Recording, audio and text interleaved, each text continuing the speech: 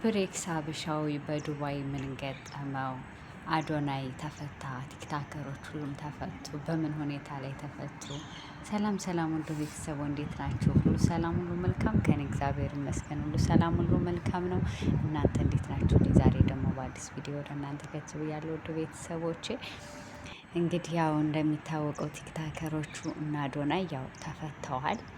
እንግዲህ ያው አይተናል ቪዲዮ ተለቆ እና ሄጅ ስትቀበለው ምናምን እና እንግዲህ አዶናይ ብዙ ተወዳጅ እንዳለው ብዙ ሰው እንደሚወደው ብዙ ተከታይ እንዳለው አይተናል ማለት ነው። ምክንያቱም በጣም ብዙ በቃ እስከ ውጭ ድረስ ዜና ሲቀርብ ነበር እና እኔም የተወሰነ እንደዚህ እያቀረባችሁ ነበረ። ሌላዎቹ ቲክታከሮች ግን የትም እንደወደቁ ያው አልታየም ማለት ነው። በነገራችን ላይ ቲክታክ ላይ ደግሞ ያው እንደምታውቁት ማሚ ጫት ትንሽ ዘና ያደርገን ነበር። ሚስቱ አንድ ቀን ገብታ ጌም ስትጫወት ከዲቦራ ጋር ከዛ ሰው ግን አንዳንድ ጊዜ ሰው እኮ እኔ ምቀኛ ነው ልበል፣ ግን እኔ አላቅም። አይ እንዴት ወንጀል በተሰራበት ቲክታክ እንዴት ትሰሪያለሽ? እንዴት በዛ ትገባለች? የራሷ ክሬት አድርግና ትጫወት ምናምን ሁሉም ያሽቃብጡ ነበር። የባሏ ቲክታክ ነው፣ ስልኩ አይደለም የሰራው። ሰውዬው ነው እንጂ ወንጀል የሚሰራው ስልኩ እኮ ሊሰራ አይችልም። ስለዚህ ብትጠቀም ብሸክል ምን ነበረ? እና አንዳንድ ሰዎች እንደዚህ ብለው አስቅመዋል ነበር። እንግዲህ ማሜ ተፈቷል ብለዋል። የእሱን ቪዲዮ የማንንም ቪዲዮ አላየሁም። በነገራችን ላይ የተፈታውን እኔ ያየሁት የአዶናይ ነው። በቃ አዶናይ ብቻ ነው ሲሸራሸር ያየሁት እና የጃኒ የተወሰነ፣ የሌላው የማንንም ያየሁት የለም። እንግዲህ ያው ተፈቷል እየተባለ ነው። እንግዲህ ወንድሞቻችን እህቶቻችን ያው ከስር እንግዲህ ያው አስተምረው ገጽተው ፈተዋቸዋል ብለን እናስባለን። እንግዲህ ለህዝባችሁ ለትውልዱ ከስር ለሚመጣው ጥሩ ነገር ታስተምራላችሁ ብዬ አስባለሁ ማለት ነው። ውድ ቤተሰቦች እና ወደ ብሬክስ ሀበሻዊ ስመጣ ደግሞ ዱባይ ላይ ብሬክስ ሀበሻዊ ግን ምን ገጠመው? የሰራውን ፕራንክ አይታችሁታል።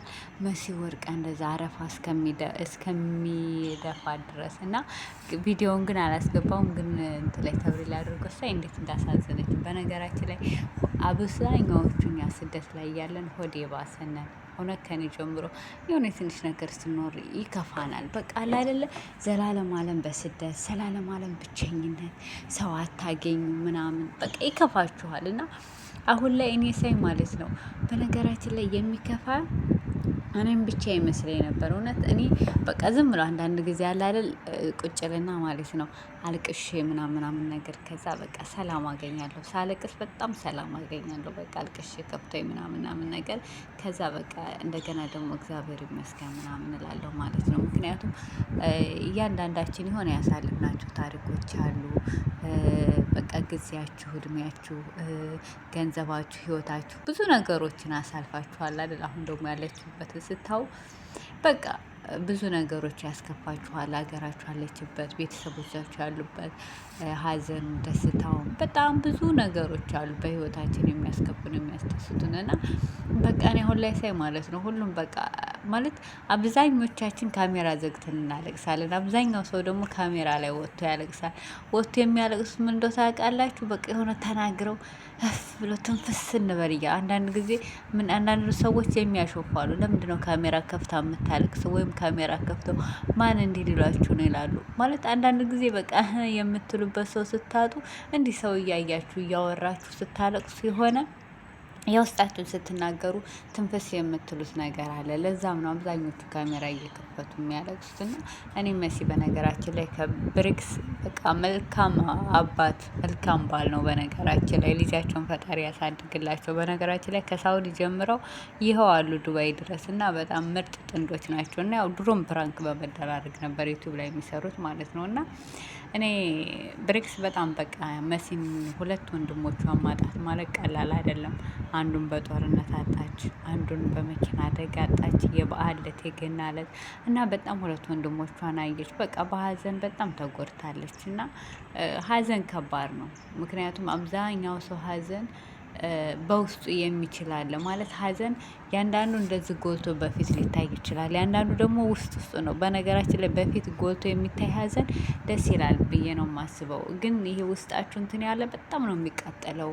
በጣም የሆነ ነገር ቢሰባችሁና በጣም ታሳዝነኛለች ማለት ነው። እና ወንድሟ እሱ ያንን ብሬክስ እንደዛ ሆኖ ስታይ በቃ እኔ አንዳንድ ጊዜ ወንዶች በአሁን ላይ ሳይ በቃ ብርክስ በቃ ጀግና ወንድ ነው ለእኔ ማለት ነው። ለምንድነው ታውቃላችሁ? እሷን አስረስቶ እንዲህ ብሎ አሁን ስራዋን እየሰራች እንደዚህ ቆማ እንድትሄድ እንደዚህ ያደረጋት እሱ ነው። እና ብርክስ በዚህ አጋጣሚ መመስገን አለበት ብዬ አምናለሁ ማለት ነው። እና እየሰሩት ፕራንክ ያው አንዳንድ ጊዜ ፕራንክ ስታረጉ ለሰው ማሰብ አለባችሁ ብዬ አምናለሁ።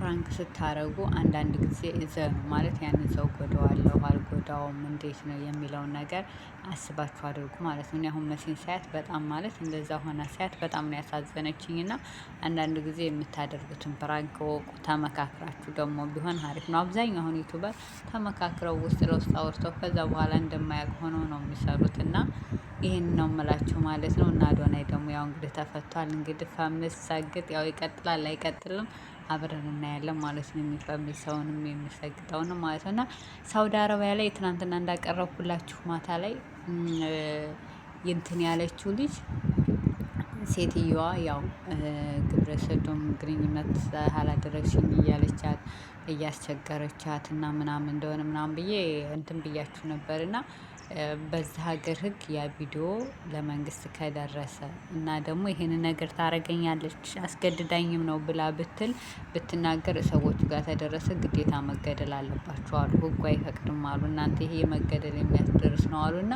አብዛኞቻችሁ ይሄንን ቪዲዮ ደግሞ የፖሰታችሁ ዩቱብ ላይ ቲክታክ ላይ ይህንን ስትናገር የነበረውን እንደዚህ እንትን ያለውን ቪዲዮውን ምናምን አንሱላት። በቃ አብዛኛው ቪዲዮውን ምናምን ተፖስቷል እየተባለ ነው። እና አንሱላት።